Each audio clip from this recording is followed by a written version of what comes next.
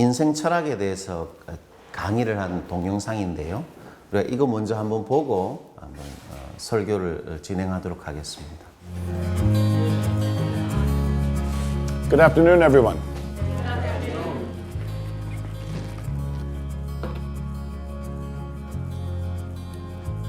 We all have this one life to live.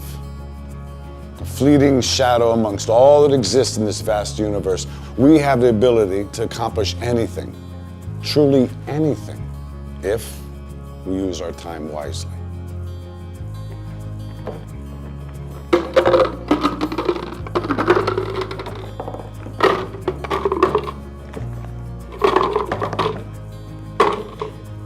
Is this jar full?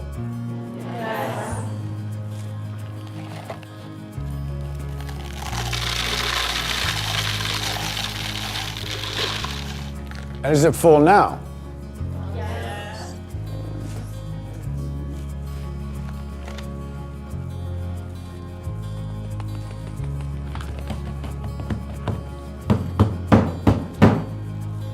And how about now? Is the jar full now? Yes. Yes. Yeah, it is.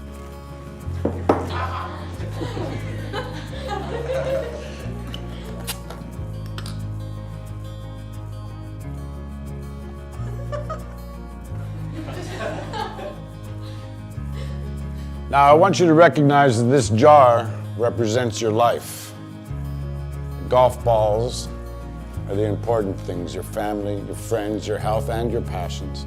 The pebbles are the other important things, your car, your job, your home. The sand is everything else, it's just the small stuff. Now, if you put the sand into the jar first, you won't have room for the pebbles or the golf balls. The same is true in life. If you spend all your energy and your time on the small stuff, you won't have time for all the really important things that matter to you. Pay attention to the things that are critical to your happiness. Take care of the golf balls first, the really important things. Set your priorities, because everything else is it's just sand. Yes? Professor, what does the beer represent? I'm glad you asked. It goes to show that no matter how full your life may seem to be, there's always room for a couple of beers with a friend. 예, 우리 이 교수님의 인생에 대한 이 교훈은 정말 중요한 진리를 우리들에게 말해주죠. 예. 우리가 살아가면서 소중한 것들에 우리가 우선순위를 두지 않고 살면 그 우리 인생이 모래 같은 무의미하고 그리고 결국 헛되고 어떤 면에서 잡다한 것들로 가득 차게 된다는 것은 불변의 진리다 그렇게 말할 수도 있을 것 같습니다. 근데 이러한 진리를 우리 예수님께서는 이렇게 표현하신 적이 있는데 마태복음 6장 33절입니다. 한번 읽어볼까요? 그런즉 너희는 먼저 그의 나라와 그의 의를 구하라. 그리하면 이 모든 것을 너희에게 더하시리라. 이 말씀은 틀림없는 하나님의 약속입니다. 이렇게 하라, 그리하면 이렇게 될 것이다. 하나님께서 약속하신 것이고, 그리고 우리 인생에 대한 우리의 주인 되시는 우리 주님의 도전이기도 합니다. 예수님, 우리가 먼저 해야 할 것을 우리가 정말 먼저 하고, 먼저 해야 할 것을 우리가 소중히 여긴다면, 우리 인생에 필요한 먹고 사는 문제들, 그러니까 뭐 우리가 대학을 가고, 또 직장에 취직하고, 또 결혼하고, 집을 장만하고 육아 아이를 키우고 또 우리 노후를 위해서 뭔가를 준비하는 우리들의 먹고 사는 문제가 우리가 먼저 해야 할 것을 정말 먼저 하고 소중히 여기기만 한다면 하나님이 정말 그러한 것들을 선하게 인도하고 하나님이 실제로 책임지시겠다 그렇게 약속하시는 것이죠. 예수는 이렇게 말하는 셈입니다. 너의 인생에 아주 긴급하고 결정적인 삶의 실제 문제보다 나의 나라 그리고 나와의 그 관계를 더 소중히 여기고 최우선순위로 두고 살아보라. 그러면 내가 너의 삶의 모든 필요를 충분하고 선하게 채우는 것을 네가 반드시 보게 될 것이다. 예수님 그렇게 우리에게 말씀하시는 것입니다. 이처럼 우리가 우리 예수님을 믿고 이 땅을 하루하루 산다는 것은 먼저 해야 할 것이 있는 삶을 산다는 것입니다. 그것이 십자가를 지고 예수님을 따라가는 모든 제자들의 제자도의 실제 의미입니다. 먼저 해야 할 것을 내 삶의 시작, 먼저 해야 할 것을 내 삶의 토대로 여기고 하루하루를 사는 것이 바로 예수 믿고 사는 것이죠. 우리 인생을 그야말로 후회 없이 살고 말 그대로 정말 멋있게 사는 길은 먼저 해야 할 것을 하고 사는 것입니다. 오늘 우리가 교독한 이 하나님의 말씀에 의하면 우리는 먼저 해야 할 것이 있는 사람들일 뿐만 아니라 하나님의 사람들인 우리들은 먼저 해야 할 것을 먼저 하는가, 그렇지 않은가의 그 유무로 우리 인생의 하복, 행복과 불행을 결정하는 사람들이다 하는 그렇게 말합니다. 그러니까 우리 인생의 행복이 먼저 해야 할 것들에 달려있다. 하나님 그렇게 오늘 우리에게 말씀하시는데요. 오늘 본문의 배경에 대해서 우리가 잠시 살펴볼 필요가 있는데 1절입니다. 1절 한번 읽어보실게요. 1절입니다. 다리오 왕 제2년 여섯째 달 그 달 초하루에 여호와의 말씀이 선지자 학개로 말미암아 스알디엘의 아들 유다 총독 수룹바벨과 여호사닥의 아들 대제사장 여호수아에게 임하니라 이르시되, 여러분 다리오 왕 2년 6월 1일이죠. 다리오 왕 제2년 6월 달 1일, 6월 1일입니다. 이스라엘이 이 날은 그 바벨론에 의해서 포로로 잡혀간 후에 다시 고국으로 돌아와서 성전을 건축하려고 시도하다가 포기한 지 약 16년째 되는 해입니다. 조금 더 부연 설명하면 바벨론에 의해서 포로로 이스라엘 백성들이 사로잡혔는데 예레미야 선지자의 예언 그대로 정확하게 70년 만에 그들이 포로 생활을 끝내고 예루살렘으로 다시 귀환합니다. 고향으로 돌아오죠. 그들은 고국으로 오자마자 그들의 집, 주거지보다 하나님의 성전을 건축하기 시작합니다. 하나님의 성전을 건축하죠. 그런데 그 70년 동안 그 이스라엘 땅이 비어 있었을 텐데 그 근처에 있는 이방인들이 그 이주를 해와서 터전을 잡고 70년 동안 살고 있었던 것이죠. 자기 공간인 것처럼. 그런데 이 이주민들의 입장에서 이스라엘 백성들이 대거 다시 자신의 고국으로 돌아와서 성전을 건축하게 되면 자신의 그 주거지가 이렇게 빼앗길 것이다. 이런 생각을 할 수밖에 없었겠죠. 그래서 성전 건축을 방해하려고 어떻게 했냐면 당시 식민 통치를 했던 바사왕 아닥사스다 왕에게 모함의 글을 보냅니다. 이들이 성전을 건축하게 되면 결집하게 되고 독립을 하게 될 것인데 그럼 당신에게 큰 피해가 있을 것이다. 그렇게 모함의 글을 보냈고 성전 건축이 공권력에 의해서 중단되게 됩니다. 그렇게 지금 성전 없이 16년이 흐른 것입니다. 쉽게 말하면 예수 믿는 사람인데 교회 안 다닌 지가 16년째 되는 그와 비슷한 것이죠. 그러한 상황에 대해 이스라엘 백성은 다음과 같은 생각을 하고 있었습니다. 16년 동안 성전 없이 살았지만 이스라엘 백성은 어떤 생각을 했냐면 2절입니다. 2절 한번 읽어볼까요? 만군의 이 백성이 말하기를 여호와의 전을 건축할 시기가 이르지 아니하였다 하느니라. 여러분 시기가 이르지 않았다는 말은 문자 그대로 해석하면 지금 적절한 때가 아니다라는 것입니다. 이렇게 생각한 것입니다. 우리가 성전 건축을 위해 할 수 있는 최선을 다하지 않았는가? 그런데 지금 정치적 현실이 이러하니까 어쩔 도리가 없다. 그러니 성전 건축은 시기상조이다. 일단 우리 살 집부터 먼저 만들자. 그리고 정권이 우리에게 호의적으로 바뀌면 그때 다시 성전을 짓도록 하자. 이렇게 말한 것이지요. 지금 현실적인 상황이 어쩔 수 없으니 먼저 우리부터 살고 보자라는 것입니다. 어쩔 수 없다라고 생각했던 거죠. 이 어쩔 수 없다라는 이스라엘의 이 논리는 우리도 하나님 앞에서 좀 자주 사용하는 논리라고 할 수 있습니다.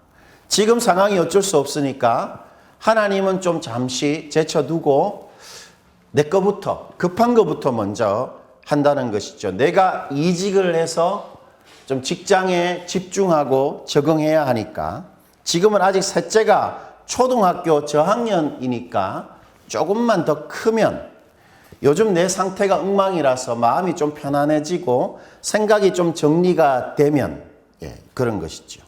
지금 하나님보다는 내 상황에 좀 더 집중하고 내 문제부터 해결하는 것이 더 맞다, 더 올바른 순서다, 그렇게 말하는 것입니다. 그러나 이러한 이스라엘의 논리를 하나님은 변명에 불과하다, 그렇게 생각하시는데요.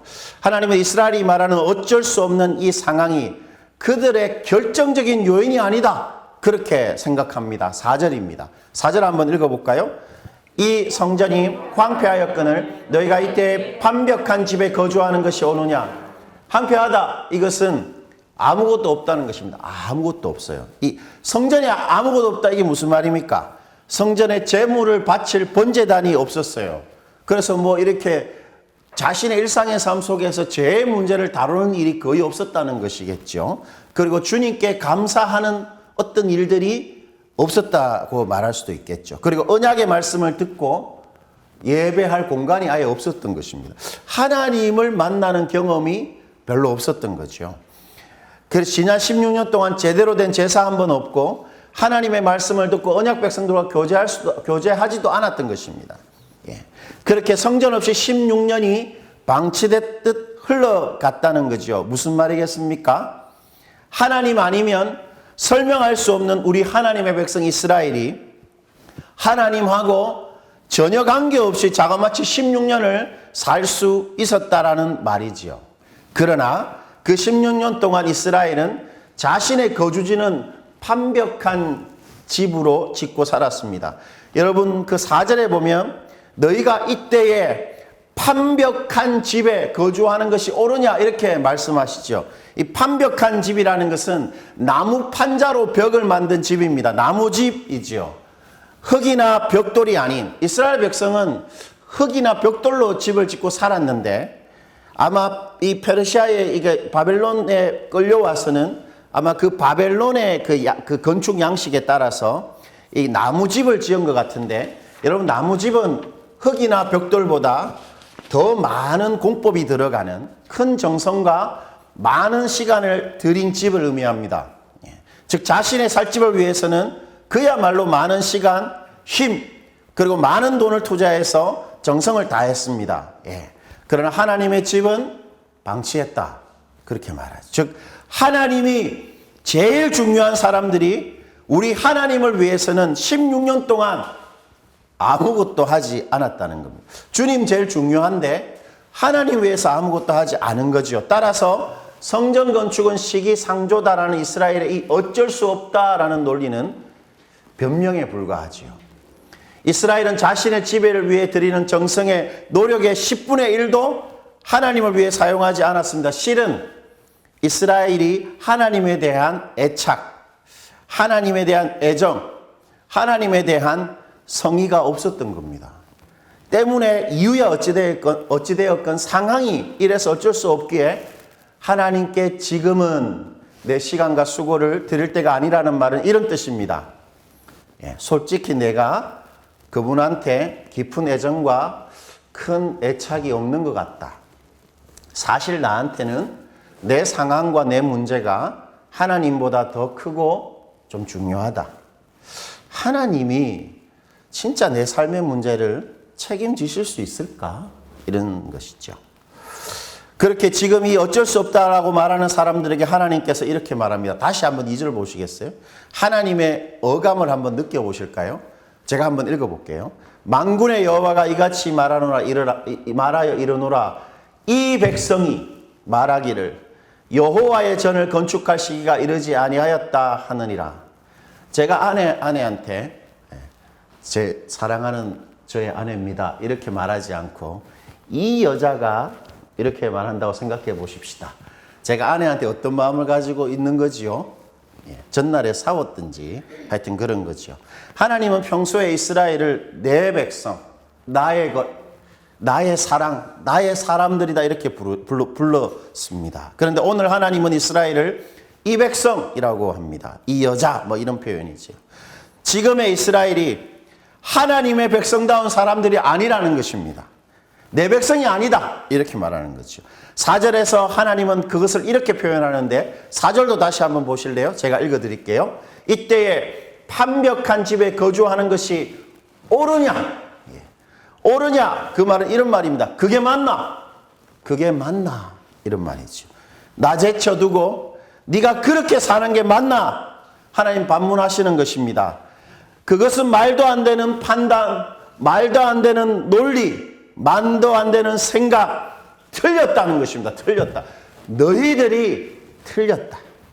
아버지는 지하 새방에서 곰팡이 피는 빛 채광도 거의 들어오지 않는 그 단칸방에서 지하에서 사는데 자신은 그 건물 옥상에 있는 펜트하우스, 층고가 높고 통유리로 되어 있는 그 좋은 곳에 살고 있다고 생각해 보십시다. 누군가한테 우리 아버지는 지하 살고 나는 저기 살아라고 말할 수 있을까요? 절대로 말할 수 없죠. 틀린 것입니다. 즉 하나님의 백성이 하나님의 것을 제쳐두고 나의 것을 먼저 하며 사는 것은 틀린 것입니다. 옳으냐? 틀렸습니다. 예. 그렇게 하면 안 되는 거죠. 왜 그렇습니까? 왜 하나님 것을 먼저 해야 되죠? 하나님이 나에게 생명을 주셨고 하나님이 내 소중한 모든 것을 그야말로 나에게 주셨기 때문입니다. 하나님으로 인해 내가 오늘 아침에도 숨을 쉬면서 눈을 떴기 때문입니다. 하나님이 내 삶의 이유이시기 때문입니다. 하나님이 나에게 가장 중요하고 소중한 분이시기 때문이죠. 때문에 하나님의 백성은 무슨 일이 있어도 다른 무엇보다 하나님이 제일 소중한 하나님의 것을 먼저 하는 사람들인 것입니다. 우리는 하나님의 것을 먼저 하는 사람들입니다. 먼저 하는 사람들이죠. 그것이 하나님의 사람들의 정체성이고 우리의 존재 이유입니다. 그래서 하나님은 이스라엘에게 다음과 같은 제안을 하시는데 5절과 7절입니다. 우리 5절 한번 다 같이 한번 읽어볼까요? 5절입니다. 그러므로 이제 만군의 여호와가 이같이 말하노니 너희는 너희 행위를 살필지니라. 7절입니다. 만군의 여호와가 말하노니 너희는 자기 행위를 살필지니라. 하나님 지난 16년을 한번 생각해 보라는 것입니다. 성전 없이 살았던 16년이 어땠는지 그 결과를 확인해 보라 이렇게 말합니다. 여러분 이스라엘이 어떻게 살았습니까? 16년 동안 6절과 9절 같이 살았죠. 6절과 9절도 제가 한번 읽어드릴게요. 6절입니다. 너희가 만일 뿌릴지라도 수확이 적으며 먹을지라도 배부르지 못하며 마실지라도 흡족하지 못하며 입어도 따뜻하지 못하며 일꾼이 삭슬 받아도 그것을 구멍 뚫어진 전대에 넣음이 되느니라. 9절입니다. 너희가 많은 것을 바랐으나 도리어 적었고 너희가 그것을 집으로 가져갔으나 내가 불어버렸느니라. 나 만군의 여호와가 말하노라. 이것이 무슨 까닭이냐? 내 집은 항폐하였을 때 너희는 각각 자기 집을 짓기 위하여 빨랐음이라. 이스라엘이 참으로 열심히 살았는데 16년 동안 열심히 산 그 모든 것들에 결국 만족함이 없었고 또 하나님께서 불어버렸다고 말합니다. 무슨 말입니까? 이스라엘 백성이 하나님의 것을 제쳐두고 자신의 삶을 열심히 살았던 그 모든 것들이 하나님한테 아무 필요 없는 쓸모없는 시간들이었다. 하나님 보실 때는 그것 다 헛된 시간들이었고 실패한 세월이었다. 그렇게 하나님께서 말씀하시는 것입니다. 우리는 여기서 아주 귀한 진리를 발견할 수 있습니다. 그것은 성전 없는 성도들은 결국 실패한다는 겁니다. 자기가 생각했을 때 뭔가 겉으로 보이기에는 갖추어지는 것 같지만 결국 그것에서 만족을 누릴 수 없을 뿐만 아니라 그걸 떠나서 하나님께서 그 모든 것들을 쓸모없는 것으로 생각하신다는 것이죠. 아무리 성실을 다하고 최선을 다한다 해도 그래서 정말 한국 사회에서 우리가 인생을 참 지혜롭고 안전하게 만들어낸 것 같아도 하나님한테 그것들 다 쓸모없는 것이 된다라는 것입니다. 때문에 언제나 하나님의 것을 먼저 한다는 것은 예외 없는 우리 삶의 정답입니다. 하나님 것 먼저 하자라는 거죠. 그렇다면 여러분, 성전 없는 사람이 잘못된 사람, 좀 실패할 수밖에 없는 이유가 뭡니까? 왜 성전 없으면 우리가 잘못된 거죠?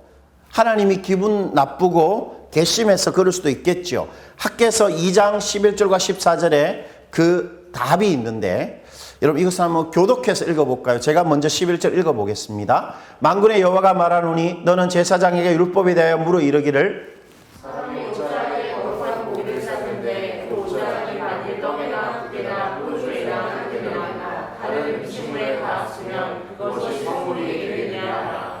학교가 말하되 그 사람들이 대답하여 이르되 아니라 하는지라. 학개가 이르되 시체를 만져서 부정하여진 자가 만일 그것들 가운데 하나를 만지면 그것이 부정하겠느냐 하니 제사장들이 대답하여 이르되 부정하리라 하더라. 다 같이 이에 학개가 대답하여 이르되 여호와의 말씀에 내 앞에서 이 백성이 그러하고 이 나라가 그러하고 그들의 손의 모든 일도 그러하고 그들이 거기에서 드리는 것도 부정하니라. 하나님은 이스라엘이 부정하다 단정합니다.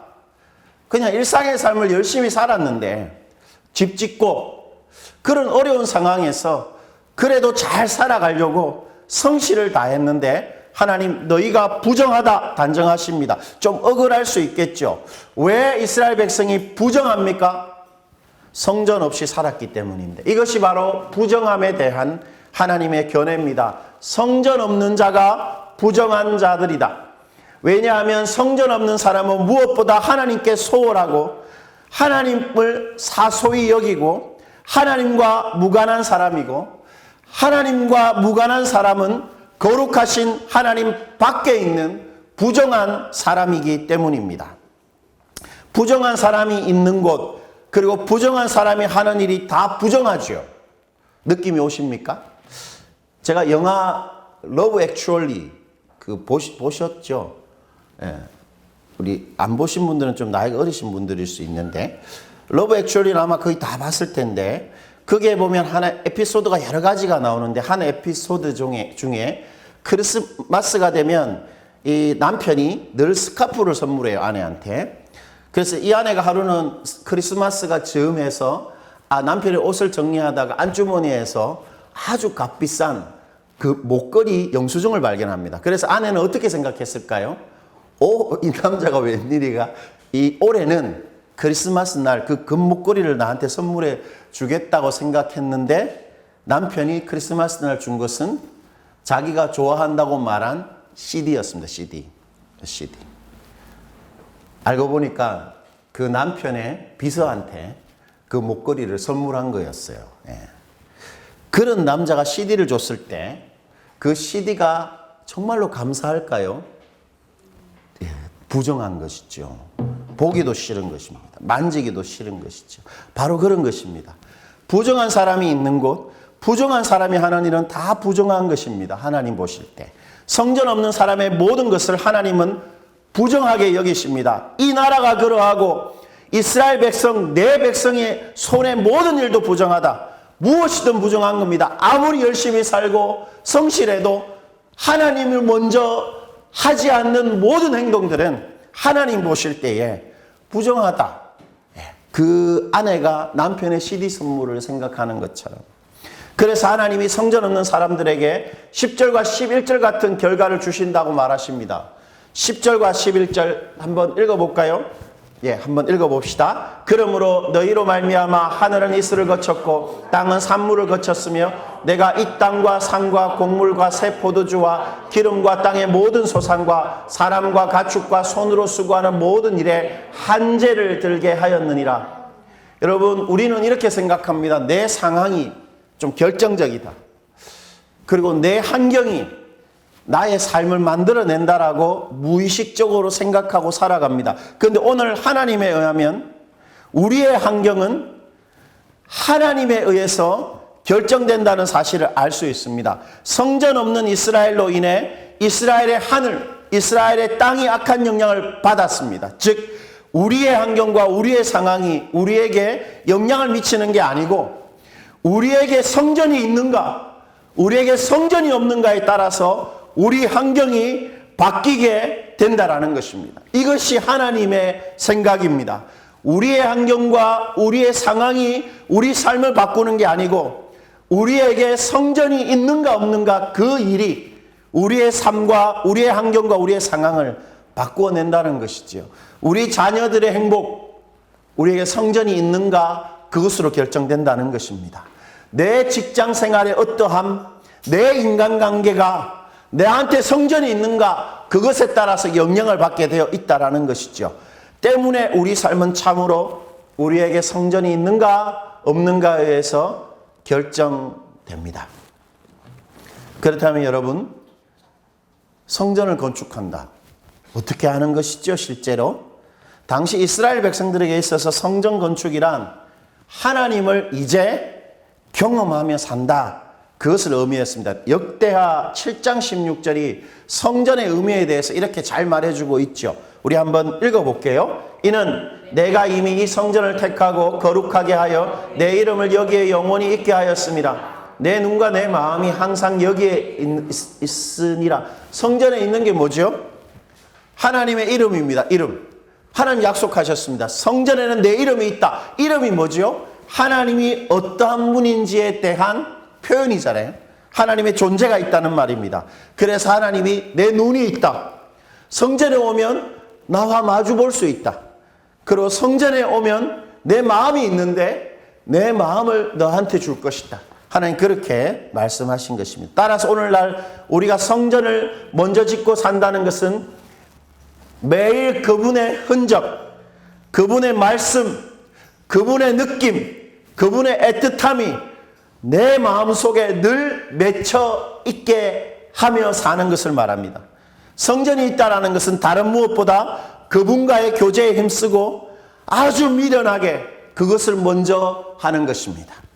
성전이 있다는 것은 우리 삶의 모든 열심과 성실 이면에 그것 하나님에 대한 경험이 먼저 있게 하면서 사는 것입니다. 그럴 때만 내 인생에 진짜 만족과 행복이 있습니다. 제가 그렇게 자신 있게 말할 수 있는 이유는 하나님이 그렇게 말씀하시기 때문인데 학개서 2장 19절을 한번 보시죠. 제가 읽어볼게요. 고식 종자가 아직 창고에 있느냐? 포도나무, 무화과나무, 석류나무, 감람나무의 열매를 맺지 못하였느니라. 그러나 오늘부터는 내가 너에게 복을 주리라. 오늘이 언제입니까? 성전을 짓기 시작한 그날부터는 내가 복을 줄 것이다. 하나님 그렇게 말합니다. 즉 우리 인생은 우리 인생의 진정한 행복과 참된 행복은 반드시 하나님과의 친밀한 사랑의 관계로부터만 시작된다는 말씀이죠. 너의 인생의 복은 나로부터 시작된다는 것입니다. 하나님을 사랑하는 일이 먼저 이루어질 때 그것이 내 인생의 토대가 될 때 우리 하루하루에 하나님의 복이 주어진다. 하나님 그렇게 약속하는 거지요. 자, 그렇다면 마지막으로 우리는 어떻게 해야 됩니까? 성전을 건축하려면 8절에 하나님께서 우리에게 이렇게 말해 주십니다. 우리 마지막으로 8절 다 같이 읽어볼게요. 너희는 산에 올라가서 성전을 건축하라. 그리하면 내가 그것으로 말미암아 기뻐하고 또 영광을 얻으리라. 여호와가 말하였느니라. 여러분 하나님이 기뻐한다고 생각해 보십시오. 막 좋아하신다. 하나님의 얼굴에 미소를 만들어내는 것, 그것은 성전을 건축하는데 하는 것인데 어떻게 해야 됩니까? 산에 올라가서 나무를 하라는 것입니다. 나무를 베어다가 메고 내려와 오는 그 수고, 그거 감당하면 된다는 겁니다. 그러한 수고 없이 성전이 지어지지 않는다는 것이죠. 개인적으로 말씀을 읽고 묵상하고 하나님과 독대하는 시간과 수고 반드시 있어야 되는 것입니다. 여러분 우리는 제가 요즘에 되게 이렇게 막 여자친구 같이 바람난 사람처럼 이렇게 좋아하는 게 있습니다. 그게 헬스장.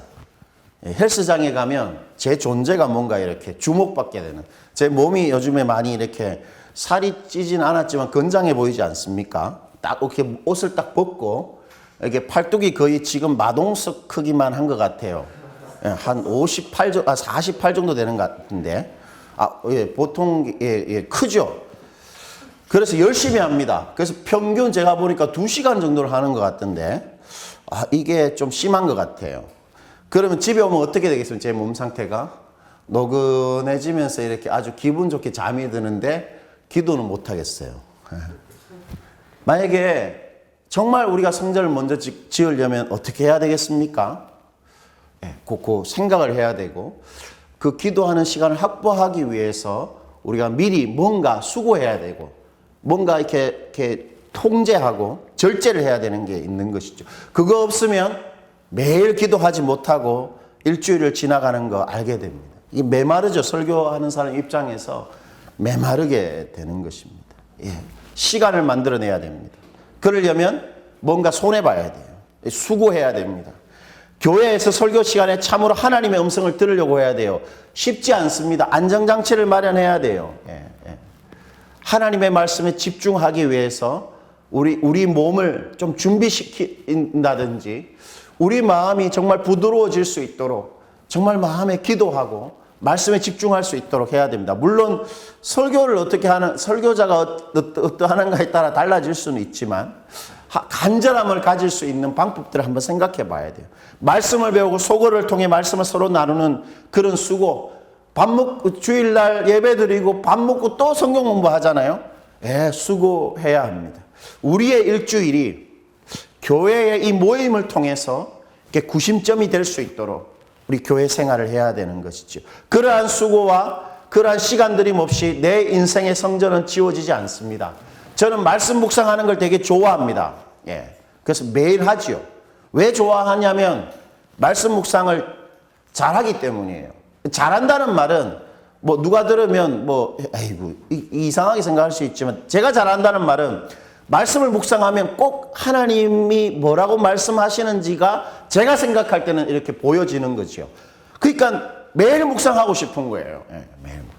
저는 아까 말한 것처럼 그 체육관에 가서 헬스를 할 때 좋아합니다. 헬스하는 거를. 좋아해요. 왜 좋아하겠습니까? 잘 되니까. 잘 되고 매일 표시가 나니까 근육이. 그런 것입니다. 우리가 하나님의 성전을 짓기 위해서는 계속 해야 돼요. 계속 해야 됩니다. 그래서 내가 그걸 잘한다고 생각하는 그런 마음이 들 정도로 계속 해야 하는 것이죠. 우리가 그렇게 조금만 성전 건축에 그 수고를 감당하고 시간을 먼저 만든다면 예수님 반드시 우리의 그 성전 건축 도와주실 것입니다. 왜냐하면 예수님께서 그것 때문에 돌아가셨기 때문이죠. 여러분 히브리서 10장 19절 20절을 제가 마지막으로 읽고 오늘 설교를 마무리하겠습니다. 그러므로 형제들아 우리가 예수의 피를 힘입어 성소에 들어갈 담력을 얻었나니 그 길은 우리를 위하여 희장 가운데 일어놓으신 새로운 살 길이요 희장은 곧 그의 육체니라. 예수님께서 십자가에 죽으실 때 성소 희장이 지성소와 성소를 가진 희장이 찢어졌지 않습니까? 그 말은 이제 우리가 마음껏 그 지성소에 살아계신 하나님한테 쑥 들어갈 수 있다는 말입니다. 예수님께서 왜 십자가에 죽으셨냐면 하나님을 만나고 우리가 하나님 경험하고 하나님을 마음껏 사랑할 수 있게 하시려고 십자가에서 당신의 몸을 찢으신 것입니다. 때문에 오늘도 우리 예수님은 우리가 하나님 사랑하려고 하는 그 모든 수고를 반드시 도와주시는 것이죠. 기억하십시다. 우리는 먼저 해야 할 것이 있는 사람입니다. 우리 먼저 해야 될 것이 있습니다. 우리는 먼저 해야 할 그것으로 우리 삶의 행복과 불행을 결정할 수 있는 사람들입니다. 우리는 먼저 해야 할 그것으로 우리 현실을 변화시키고 우리 상황을 정말로 바꿔낼 수 있는 사람들입니다. 우리 모두 말씀 묵상과 기도부터 먼저 하고 살아갑시다. 우리 모두 하나님의 몸된 교회를 중심으로 우리 일주일을 살아가는 그런 하나님의 내 백성이 되는 사람들이 되시기를 축원드립니다.